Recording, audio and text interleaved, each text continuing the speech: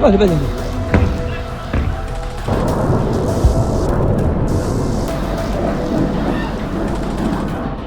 পর এক শক্তিশালী মিসাইল হামলা করে যুক্তরাষ্ট্র ও ইসরায়েলের রাতের ঘুম হারাম করে দিচ্ছে ইরান। প্রতিটি রাতেই ইরানের বিপ্লবী গার্ড বাহিনী ইসরায়েলে মিসাইল হামলা চালাচ্ছে। এবার একসাথে আরব আমিরাত, কুয়েত এবং বাহরাইন এই 3 দেশের মার্কিন ঘাঁটিতে হামলা চালিয়েছে ইরান।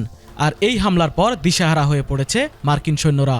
এসব মার্কিন ঘাঁটিতে হামলার পাশাপাশি ইসরায়েলের দিকে 30টি শক্তিশালী ব্যালিস্টিক ক্ষেপণাস্ত্র নিক্ষেপ করেছে ইরান। আর এগুলোর ওজন সবগুলো 1 টনের উপরে বলে জানিয়েছে ইরানের IRGC। এই হামলার পর ইসরায়েলের গুরুত্বপূর্ণ এয়ারস্পেস ব্যবস্থা সম্পূর্ণ ধ্বংস হয়ে গেছে। রাতের এমন হামলায় আতঙ্কে ঘর ছেড়ে পালাচ্ছে ইসরায়েলিরা। ইরান এখন শুধু ইসরায়েলেই হামলা করছে না, তারা 3 দেশের মার্কিন সেনাদের উপরেও ব্যাপক হামলা চালিয়েছে। মধ্যপ্রাচ্যের দেশগুলোতে থাকা মার্কিন ঘাঁটিকে নিশানা করে এই হামলা চালাচ্ছে তেহরান।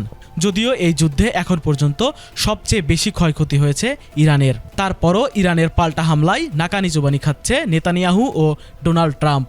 এই যুদ্ধে ইরানকে যুদ্ধবিরতির প্রস্তাব দিলে ট্রাম্পকে কঠিন শর্ত দিয়ে কঠোর হুঁশিয়ারি দিয়েছেন মুস্তফা খামেনি। আর এরপর থেকেই শক্তিশালী মিসাইল ছুড়ে ইসরায়েল ও মার্কিন সেনাদের রাতের ঘুম হারাম করে দিচ্ছে ইরানের বিপ্লবী বাহিনী।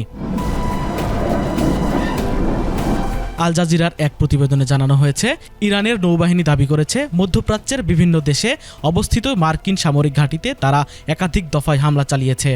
ইরানি গণমাধ্যমের খবরে বলা হয়েছে, ইসলামিক রেভলিউশনারি গার্ড কর্পসের নৌবাহিনীর প্রধান অ্যাডমিরাল আলী রেজা তাংশিরি জানান, ইরানি বাহিনী মার্কিন বাহিনীর বিরুদ্ধে ধারাবাহিক কয়েক দফা হামলা চালিয়েছে।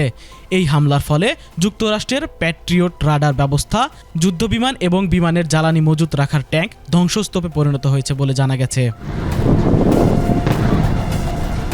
এদিকে ইরানের সাথে ট্রাম্প যখন কোনোভাবে পেরে উঠছে না, ঠিক সেই মুহূর্তে যুদ্ধে অংশ নিতে 2500 মার্কিন স্থলসেনা পাঠাচ্ছে যুক্তরাষ্ট্র।